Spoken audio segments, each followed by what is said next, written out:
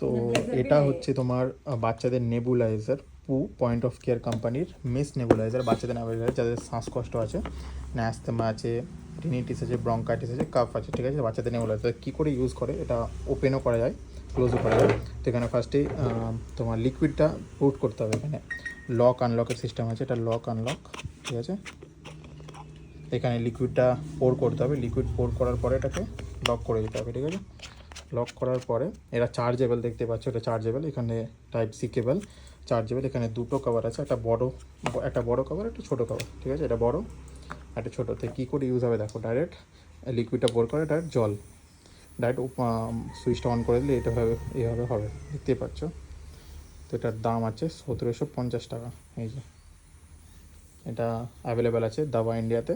তো তোমরা দাবা ইন্ডিয়ার ওয়েবসাইটে গিয়েও চেক করতে পারো এবং দাবা ইন্ডিয়ার স্টোরে কন্ট্যাক্ট করে নিতে পারো।